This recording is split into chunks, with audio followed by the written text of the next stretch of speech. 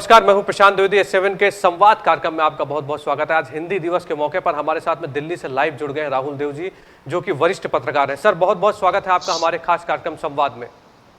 धन्यवाद प्रशांत। सर, हिंदी दिवस की आपको सबसे पहले बहुत बहुत शुभकामनाएं, क्योंकि आपने बहुत कुछ सिखाया हम लोगों को, मेरे गुरु के तौर पर आप हैं और आज हिंदी दिवस का मौका है। क्या कहेंगे सर, आप क्या कहना चाहते हैं? आपको भी बहुत शुभकामनाएं, सबको, पूरे देश को हिंदी दिवस की, दरअसल राजभाषा दिवस है, उसकी शुभकामनाएं। जी सर। ये दिन वो है जब आज से करीब 70 साल पहले हिंदी को भारतीय संविधान में भारतीय संघ की राजभाषा के रूप में स्वीकृत किया गया था जी। और उस दिन से हम इसको राजभाषा दिवस या हिंदी दिवस के रूप में मनाते हैं जी। ये कहना जरूरी है, मैं पहले ही स्पष्ट कर दूं कि बहुत से भारतीयों को, खास तौर पे हिंदी वालों को, ये गलतफहमी है जी। कि हिंदी राष्ट्रभाषा है। जी।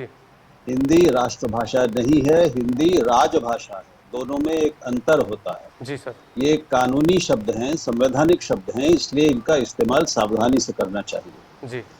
तो राष्ट्रभाषा का मतलब ये कि वो देश के हर नागरिक के लिए हर क्षेत्र में एकमात्र कामकाज की भाषा राष्ट्रभाषा होगी। कई देशों में कई राष्ट्रभाषाएं भी होती हैं, कई राजभाषाएं भी होती हैं। भारत में भी जैसे हिंदी ही अकेली राजभाषा नहीं है, अंग्रेजी उसके साथ एक तरह की सहायक या आप कह लें कि संयुक्त राजभाषा है। तो ये थोड़े जटिल विषय हैं। बिना इनको जाने, अपनी भावना के कारण जब हम हिंदी को राष्ट्रभाषा कहते हैं, जी सर, तो ये ध्यान रखना चाहिए कि उससे पहली बात तो ये तथ्यात्मक रूप से सही नहीं है। जी सर। दूसरे, इससे जो अहिंदी भाषी हमारे भारतीय हैं उनको उलझन होती है, उनको तकलीफ होती है। जी सर। हिंदी इस पूरे देश के हर भारतीय की मातृभाषा नहीं है। जी सर। तो मातृभाषा एक अलग चीज है, प्रथम भाषा अलग चीज है, राजभाषा अलग है और राष्ट्रभाषा अलग है। ये 4-5 वर्गीकरण है भाषाओं को लेकर। जी सर। वैसे जैसे क्षेत्रीय भाषा होती है, एक राज्य की प्रादेशिक भाषा होती है, वैसे ही मातृभाषा होती है। और हिंदी में 50 से लगभग 57 से भी ज्यादा मातृभाषाएं हैं जो हमारी जनगणना बताती है। जी सर। तो मातृभाषाएं आप भी जानते होंगे, भोजपुरी, अवधी, ब्रज, वज्जिका, इस तरह की, और मेवाड़ी, हाड़ोती, मारवाड़ी, ढूंढाड़ी, कुमाऊनी, गढ़वाली, 57 से ज्यादा मातृभाषाएं हैं हिंदी में। हिंदी एक बड़ा व्यापक भाषा परिवार है। जी सर। लेकिन जो हम और आप हिंदी इस समय बोल रहे हैं, वो जो मानक हिंदी का, एक औपचारिक मानक खड़ी बोली हिंदी का जो एक रूप बन गया है, वो भारत की राजभाषा। जी सर, बिल्कुल ठीक बात सर आपने बताया। सर, मुझे बताइए कि आज हिंदी दिवस का मौका है और हिंदी को बढ़ाने के लिए सर क्या प्रयास किए जा रहे हैं? क्योंकि अगर सरकारी और गैर सरकारी तरीके से बात करें तो गैर सरकारी संस्थाएं क्या कर रही, सरकारी क्या कर रही, और क्या करना चाहिए सर? क्योंकि अमूमन देखने में आता है कि लोग जो है हिंदी को भूलते जा रहे हैं। अगर देखा जाए तो मल्टीनेशनल कंपनियों की बात करें तो उसमें अंग्रेजी का आना बहुत आवश्यक होता है और लोग जो अपना फ्यूचर देखते हैं वो भी अंग्रेजी की तरफ देखते हैं। आज हिंदी दिवस का मौका है सर, क्या कहना चाहते हैं इस बारे में आप? पहली बात तो मैं ये कहूंगा प्रशांत कि हमको और आपको अपनी हिंदी को ही थोड़ा हिंदी बनाना चाहिए। जी सर। तो जैसे अब आप अगर हिंदी में या अंग्रेजी में फ्यूचर कहेंगे तो मुझे उस पर आपत्ति नहीं, मैं क्षमा चाहता हूं सर, बिल्कुल ठीक बात है सर, है ना? जी सर। तो जो हम जैसे लोग हैं जो हिंदी के ही हैं, है ना, हमें तो हिंदी ही आती है अच्छे से। जी सर, बिल्कुल। लेकिन हमारी अपनी हिंदी में एक आम नागरिक हिंदी वाला अगर देखे कि उसमें कितने अंग्रेजी के शब्द आ गए हैं, अंग्रेजी के शब्द ही नहीं, पूरी की पूरी अभिव्यक्तियां हमने अपना ली। जी। तो पहली बात ये कि हम अच्छी हिंदी बोलें। बिल्कुल सर। हम शुद्ध संस्कृत निष्ठ हिंदी ना बोलें, हम अच्छी हिंदी का मतलब है उसमें उर्दू भी है, उसमें तुर्की के भी शब्द हैं और उसमें कार, बस, स्टेशन आदि इस तरह के अंग्रेजी के शब्द भी हैं। लेकिन वो ऐसी हिंदी हमारी हो जिससे हमारे बच्चे और हमसे छोटे जो हैं वो पढ़कर सीखे कि हिंदी ऐसी होती है, हिंदी की खूबसूरती ऐसी है, हिंदी का सामर्थ्य ऐसा है, हिंदी की शक्ति और प्रतिष्ठा और गरिमा ऐसी है। तो ये तो नागरिक के रूप में हमारा कर्तव्य है। सरकारों का काम, सरकार बहुत वर्षों से इस काम में लगी है और आप जानते ही हैं कि ये भी एक सरकारी आयोजन होता है, राजभाषा दिवस या हिंदी दिवस जो मनाया जाता है। बिल्कुल सर। तो उस दिन अपने को याद दिलाने के लिए कि हिंदी इस देश में सबसे ज्यादा बोली और समझे जाने वाली भाषा है, इसीलिए, और वो अखिल भारतीय भाषा है। जी सर। और उसको किसी न किसी उसके रूप से लगभग 75 से 80% भारतीय उसको समझते हैं जी। केवल इसके लिए उसको राजभाषा बनाया गया ताकि राष्ट्र और उसके सभी लोग एक दूसरे से आसानी से बात कर सकें। जी। तो और उसका प्रसार प्रचार करना, हिंदी को समृद्ध करना और हिंदी को संस्कृत और हिंदुस्तानी सहित दूसरी भारतीय भाषाओं से शब्द, अभिव्यक्तियां, शैलियां लेकर हिंदी को भारत की सामासिक संस्कृति के वाहक भाषा के रूप में विकसित करना, यह संविधान ने सरकार का कर्तव्य निश्चित किया है। जी। तो इसके लिए सरकार से अपेक्षित है कि वो काम करे। जितने सरकारी कार्यालय, निगम, मंत्रालय हैं, उनमें हिंदी अधिकारी होते हैं, राजभाषा अधिकारी होते हैं, राजभाषा विभाग होते हैं, जो सरकारी कामकाज में हिंदी के प्रयोग को बढ़ाने में मदद करते हैं। गैर सरकारी संस्थाएं अपने स्तर पर हिंदी के प्रसार, प्रचार और विस्तार के लिए कोशिश करती हैं। और आपको ये जानकर आश्चर्य होगा कि जो सबसे बड़ा काम इस बारे में किया है वो दक्षिण भारत राष्ट्रभाषा प्रचार समिति ने किया है, जिसकी स्थापना महात्मा गांधी ने 1918 में की थी, आज से 102 साल पहले। जी। तो बहुत सारी अनंत संस्थाएं हैं और कुछ संस्थाएं मतलब दुकानें भी हैं, कुछ खोंचे भी हैं, कुछ ईमानदार हैं, कुछ हिंदी के नाम पर कमाई की साधन है। ये सब कुछ है जी। हिंदी संसार में। लेकिन अच्छा काम करने वाली संस्थाएं, अच्छे लोग हिंदी में ईमानदारी से, गंभीरता से उसको बढ़ाने और समृद्ध करने की कोशिश करने वाले लोग भी मौजूद हैं। जी सर। अच्छा, और उसमें एक बहुत बड़ी भूमिका हिंदी के अखबारों और चैनलों की भी है। जी सर। जी। यानी हमारी और आपकी यहाँ भी बहुत बड़ी भूमिका है। जी सर। क्योंकि जो हमारी दूसरी पीढ़ियां हैं वो अच्छी हिंदी कैसी हो, अच्छी भाषा कैसी हो, वो हम पढ़कर या सुनकर सीखते हैं। और टीवी एक लोक शिक्षण का भी माध्यम है। तो हमें यह जरूरी है हर चैनल के लिए ध्यान रखना, हर एंकर के लिए, हर संवाददाता के लिए, हर संपादक और पत्रकार के लिए कि उसकी अपनी हिंदी या वो जो भी उसकी भाषा हो, मराठी हो, बांग्ला हो, तमिल हो, अंग्रेजी, कुछ भी हो, वो अच्छी हो ताकि वो दूसरे उसको देखकर, उसको सुनकर, पढ़कर अपनी भाषा बेहतर कर सके। बिल्कुल ठीक। ये भी जिम्मेदारी हमारी है और हिंदी को बचाने की जिम्मेदारी हिंदी मीडिया की। बिल्कुल ठीक बात है सर। सर, मैंने जैसा आपसे बात की कि भविष्य में जो लोग अगर आप देखें कि जो अपने को आगे करते हैं, अगर बड़ी बड़ी संस्थानों में काम करने की बात करते हैं, उनका भविष्य कैसे सर वो देखें तो अंग्रेजी की तरफ ज्यादा आगे बढ़ते हैं। देखिए, मैं समझ गया प्रशांत, आपका प्रश्न समझ गया। ये पूरे देश में कई भाषा भ्रांतियां लोगों के दिमाग में बैठ गई हैं और उसके शिकार उच्चतम से लेकर निम्नतम तक समझिए आप जी। तो एक भ्रांति यह है कि हम अंग्रेजी के बगैर काम नहीं चल सकता। जी सर। एक भ्रांति यह है कि अंग्रेजी दुनिया की अकेली वैश्विक भाषा है, अकेली भविष्य की भाषा है, विज्ञान और तकनीक की भाषा है और ज्ञान की भाषा है।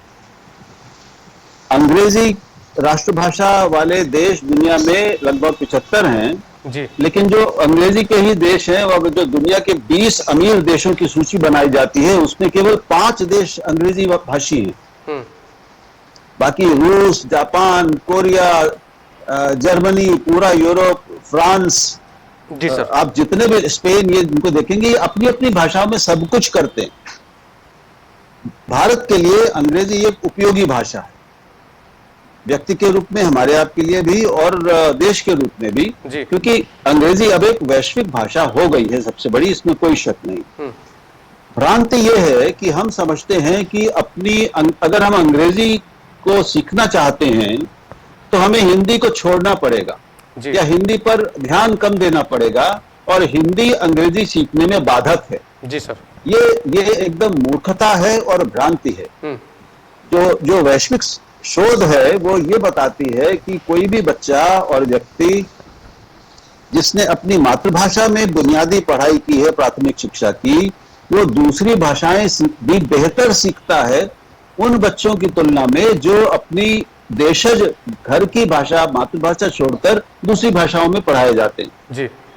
तो अंग्रेजी सबको चाहिए और जैसी हमारी नई शिक्षा नीति बता रही है कि वो अंग्रेजी भी सिखाएगी सबको, लेकिन उसकी शुरुआत बाद में होगी और शुरुआती पहले 5 से 8 साल बच्चे सारे विषय अपनी मातृभाषा में या क्षेत्रीय भाषा में पढ़ेंगे। जी।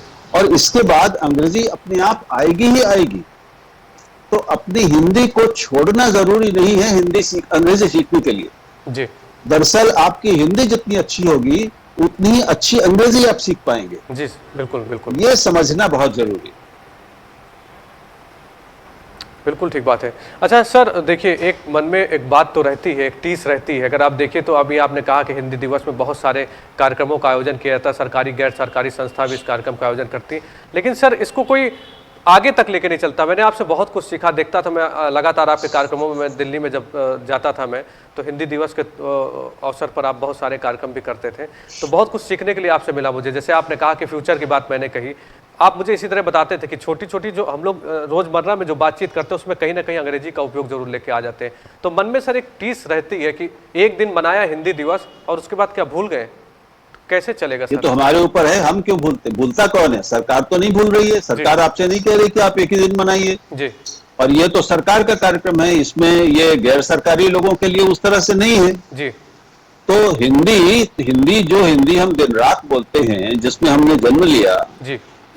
जिसका हम और आप हर समय इस्तेमाल करते हैं, आप चैनल पर हर समय बोलते हैं जी। वो हिंदी अच्छी हो और वो केवल हिंदी हो, ये तो हमारे आपके हाथ में है। इसमें हिंदी दिवस तो कहीं आता ही नहीं। जी। तो अब जैसे एक कड़वी बात कहने जा रहा हूं। बताइए बताइए। आम जो औसत हिंदी भाषी है और जो औसत हिंदी समाज है, उसको मैं एक आत्मलज्जित समाज कहता हूं। औसत हिंदी भाषी एक आत्मलज्जित नागरिक है, उसको अपना हिंदी वाला होने पर शर्म आती है, और जब वो अंग्रेजी के सामने या अंग्रेजी वालों के सामने जाता है या उस माहौल में जाता है तो वो भीतर से थोड़ा छोटा महसूस करता है अपने को, और अपने ये जो भीतरी उसकी शर्म है, जो एक दीनता है, दैन्य है, इसको वो अधिक से अधिक अंग्रेजी शब्द अपनी हिंदी में ठूस कर भरने की कोशिश करता है। जी। तो इसलिए हम ऐसे हिंदी का प्रयोग आजकल करने लगे हैं सभी लोग कि साहब अब मुंह से संसद नहीं, केवल पार्लियामेंट निकलता है पत्रकारों के, बिल्कुल हमारे एंकरों के भी। जी जी। राजनीति नहीं, अब पॉलिटिक्स निकलता है। और घरों का क्या हाल है? हम कहते हैं कि हमारे एल्डर ब्रदर ये करते हैं, यंगर सिस्टर वो करती है, एल्डर सिस्टर वो करती है, ये मेरे ब्रदर की डॉटर है। ऐसा तो आपको याद होगा, शायद आपसे भी कई बार ऐसा निकल जाता रहा है। मैंने टोका है, बहुत लोगों को टोका है। तो ये जो भाव है, अपनी जो शर्म है, ये दरअसल हमको ये जो देख सकता है उसको ये बता देती है कि हमें अंग्रेजी नहीं आती, और ये भी बता देती है कि हम एक शर्म से ग्रस्त व्यक्ति हैं। तो अगर हम अपनी माँ को माँ नहीं कह सकते, उसको मदर कहने की जरूरत महसूस करते हैं, इसका मतलब है गड़बड़ हमारे साथ है। हिंदी की समस्या नहीं, हमारी समस्या। जी जी। हम अच्छी हिंदी सीखें, अच्छी हिंदी का इस्तेमाल करें और अच्छी अंग्रेजी भी सीखें। जी। दुनिया की कोई भी भाषा हम किसी भी उम्र में सीख सकते हैं। बिल्कुल। तो ये एक बार हमारी समझ में आ जाए तो फिर मैं समझता हूं कि बहुत बड़ी बात हो जाएगी। बिल्कुल ठीक बात सर आपने कही कि अगर हम अपनी मातृभाषा को सामने रखते हैं तो किसी तरह की शर्माने की जरूरत नहीं है। अगर कोई अंग्रेजी बोल रहा है और सामने आपके है तो आपको एक अच्छे तरीके से पेश करना चाहिए अपनी चीज़ों को। किसी तरह से ये नहीं सोचना चाहिए कि नहीं मैं मुझे नहीं आती तो मैं बोल नहीं सकता हूँ, बहुत सारी बातें होती हैं। अच्छा सर, मुझे बताइए कि आज हिंदी दिवस का मौका है, तो क्या सोचते हैं आपकी और क्या अच्छा होना चाहिए और क्या बेहतर होना चाहिए कि ज़्यादा से ज़्यादा लोग जो हैं वो जुड़े? आपका एक मिशन चल रहा, मैं एक पुरोधा के तौर पे आपको देखता हूँ, हिंदी के पुरोधा के तौर पे मैं आपको देखता हूँ, तो कैसे देखते सर, आप क्या कहेंगे इस बारे में सर? पहली बात ये कि हिंदी वालों को ये जरूरी है उनके लिए कि वो दूसरी भाषाएं भी सीखें। जी। जब अब हिंदी तो आप देखिए कि केवल 130 करोड़ के देश में 52-53 करोड़ हिंदी भाषी हैं जनगणना के हिसाब से। जी। बाकी लोग तो हिंदी भाषी नहीं हैं। जी। जो महाराष्ट्र में जन्म लिया जिसने, जो तमिलनाडु में, कर्नाटक में, मलयालम, केरल में, या उधर आंध्र प्रदेश में, उत्तर पूर्व में, असम में, मेघालय में, जी, हिंदी उसकी मातृभाषा तो नहीं है। जी। तो हम उससे सब हिंदी वाले उम्मीद करते हैं कि वो सब हिंदी का इस्तेमाल करे, हिंदी पढ़े, हिंदी बोले, लेकिन हाँ उसकी भी अपेक्षा होती है कि भाई दूसरे मेरी भाषा भी सीखें और बोलें। जी। तो हिंदी वाले दुनिया भर से उनकी उम्मीद होती है कि वो हिंदी बोले, लेकिन वो खुद दूसरी भाषा सीखते नहीं। जी। उसको समझते नहीं। तो पहली जरूरी यह है कि हम सब कोई ना कोई एक हिंदी से अलग एक कोई भाषा सीखें, उसको जानें। जी। और उन लोगों के लिए हिंदी उनकी अपनी भाषा, चाहे वो बांग्ला हो, मराठी हो, तमिल, तेलुगु हो, वो उतनी ही प्यारी है जितनी हमको हमारी हिंदी। जी। क्योंकि जैसे हमको हमारी माँ प्यारी है, वैसे उनको अपनी माँ प्यारी है। हर व्यक्ति को अपनी माँ प्यारी होती है, इसलिए अपनी मातृभाषा प्यारी होती है। लेकिन हमारी माँ कुछ ज्यादा बेहतर है और श्रेष्ठतर है और दूसरे की माँ कमतर है, ये तो मूर्खता है। लेकिन हम जब अपने किसी भी काम से या बातों से इस तरह का ये व्यक्त करते हैं कि हिंदी महान है, महानतम है, श्रेष्ठतम है, सबको हिंदी आनी चाहिए, तो ऐसा क्यों है भैया? तो फिर सबके मन में आता है कि आपको मेरी भाषा भी आनी चाहिए। तो हिंदी वालों को जरूरत है कि वो थोड़ा विनम्र हों और दूसरी भाषाएं सीखें। जब हिंदी वाले इतनी बड़ी संख्या में कोई ना कोई एक दूसरी भाषा सीखेंगे, सीखने की कोशिश करेंगे या ये तैयारी दिखाएंगे, तो फिर हिंदी वालों के प्रति और हिंदी के प्रति दूसरे लोगों में सम्मान बढ़ेगा। जी। ये एक तरफा नहीं हो सकता। जी बिल्कुल।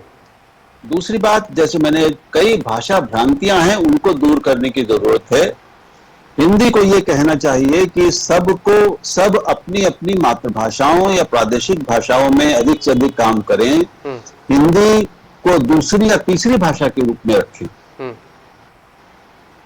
और इस काम में जब सरकारी प्रादेशिक सरकारें, केंद्र सरकार, सरकारी कार्यालय, गैर सरकारी कार्यालय, कंपनियां और शिक्षा जगत जुड़ेगा, तब बात बनेगी, तब भारत की सारी भाषाएं पुष्ट होंगी।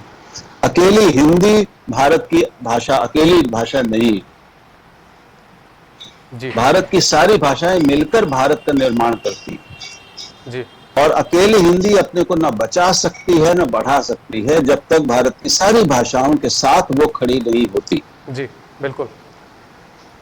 ये कुछ बातें संक्षेप में मुझे लगता है कि जरूरी। जी सर, अंतिम सवाल मेरा कि देखिए, जैसे कोरोना वायरस जैसी बड़ी महामारी चल रही, बीमारी चल रही, जिसको देखते हुए लोग अपने अपने घरों में हैं और लगातार 3 महीने का लॉकडाउन होता, संपूर्ण कर्फ्यू लग जाता है। लेकिन मैं देखता हूं कि मतलब मैंने जितना आपको देखा कि वेबिनार के जरिए आप बड़े बड़े जो भी आयोजन चल रहे हैं, लोगों से संपर्क कर रहे हैं। आज के दिन का सर क्या शेड्यूल है? क्या, सॉरी माफ करिएगा, क्या आज के दिन का आपका क्या रूपरेखा है? क्या मैं क्या कार्यक्रम है? जी कार्यक्रम है। जी सर। तो आज अपनी इस बातचीत को मिलाकर शायद मैं 5 वेब गोष्ठियों में या ऐसी ऑनलाइन चर्चाओं में रहूंगा जो भाषा और हिंदी पर ही होंगी जी। और आपकी ये पहली है और इतनी अच्छी शुरुआत आपने की है, इसके लिए मैं धन्यवाद भी देता हूं आपको, और ये मेरा सौभाग्य है। जी सर। तो इसके अलावा मैं ट्विटर पर बहुत सक्रिय रहता हूं भाषा के सवाल पर। तो ट्विटर पर लगातार मेरे बहुत सारे भाषा विमर्श और बात समझ में आते हैं विचार हैं, वो ट्विटर पर रहते हैं। मैं सबका आह्वान करता हूं कि आप सब मुझसे जुड़िए वहां पर। राहुल देव 2 नाम से आप मुझे वहां पा सकते हैं। वहां पर हम लोग भाषा के सवालों पर बातचीत कर सकते हैं।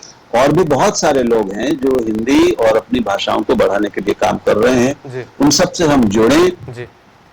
और ये ध्यान रखें कि हिंदी अकेली बच नहीं सकती और बढ़ नहीं सकती। हिंदी को सारी भारतीय भाषाओं के साथ बहुत विनम्रता के साथ, एक तरह से कहिए कि उनकी सेविका की तरह काम करने की जरूरत है। ये भाव अगर हमारे मन में आ जाएगा, और अपनी हिंदी के प्रति एक गर्व भी, यानी हम अपनी माँ को लेकर शर्म नहीं महसूस करते। बिल्कुल बिल्कुल। और कोई दूसरी माँ कितनी भी बहुत बड़ी हो, शक्तिशाली हो, हम अपनी माँ को बदलकर उसको तो नहीं अपनाते जी। तो हमारी जो जमीन है वो हमारी अपनी भाषा है, और उस भाषा पर हम मजबूती से खड़े होंगे तो दुनिया की कोई भी भाषा हम सीख सकते हैं। बिल्कुल बिल्कुल बिल्कुल। बस। तो सर, हिंदी दिवस के मौके पर मैं आपको पुरोधा के तौर पे देखता हूं, अपने गुरु के तौर पे देखता हूं। आज जो भी आपने मुझसे बताया, मैं अपनी जिंदगी में पूरी कोशिश करूंगा सर उसी आपके मार्गदर्शन पे चलने के लिए। बहुत बहुत धन्यवाद। और सर आपको बहुत बहुत शुभकामनाएं, और मेरी पूरी शुभकामनाएं और आशीर्वाद तुम्हारे साथ। मैं प्रणाम करता हूं सर आपको। हिंदी दिवस की सर बहुत बहुत शुभकामनाएं। सीधे लाइव मेरे साथ दिल्ली से आप जुड़े, इसके लिए आपका बहुत बहुत धन्यवाद सर। Thank you. धन्यवाद। नमस्कार। नमस्कार सर। तो ये थे राहुल देव जी जो हमारे साथ में सीधे लाइव जुड़े थे। मैं आपको बताऊं कि हिंदी के पुरोधा के तौर पे मैं राहुल देव जी को देखता हूं, वरिष्ठ पत्रकार हैं और मेरे गुरु के तौर पे। सबसे पहली बात तो उन्होंने सिखाया है कि अगर आम बोलचाल की भाषा में आप हैंडल पैंडल इस तरह के इस्तेमाल करते हैं तो कोशिश करिए, अगर हिंदी को आपको आगे बढ़ाना है तो आम बोलचाल भाषा में भी आप हिंदी का ज़्यादा से ज़्यादा उपयोग करें। और देखिए, उन्होंने एक बहुत अच्छी बात कही कि आप अपनी माँ कहने में आपको दिक्कत क्या है, समस्या क्या है आपकी। अगर कोई अंग्रेजी भाषी आदमी आपके सामने खड़ा है तो आप अपने पूरे उत्साह के साथ में उसके सामने खड़े होइए, और क्योंकि हिंदी आपकी भाषा है तो आप शर्माने की आपको जरूरत नहीं है। और राहुल देव जी से आप बहुत कुछ सीख सकते हैं। उन्होंने जैसा बताया कि आप ट्विटर में उनके साथ में जुड़ सकते हैं, हिंदी के बारे में उनसे खुलकर आप बातचीत कर सकते हैं। वरिष्ठ पत्रकार भी हैं दिल्ली के। और मैं हिंदी दिवस के मौके पर आप सभी को बहुत बहुत शुभकामनाएं देता हूं। S7 न्यूज़ चैनल आपको बहुत बहुत बधाई देता है। S7 न्यूज़ चैनल आपसे अपील करता है कि कोरोना वायरस जैसी बीमारी चल रही है, इसलिए आप सावधान रहिए, बाजारों में कम जाइए, मास्क लगाइए। भारत सरकार और उत्तर प्रदेश सरकार की जो भी गाइडलाइन है उनको जरूर फॉलो करिए। फिर से एक बार हिंदी दिवस की आपको बहुत बहुत शुभकामनाएं। ध्यान रखिए, सुरक्षित रहिए, समाज को सुरक्षित रखिए। नमस्कार।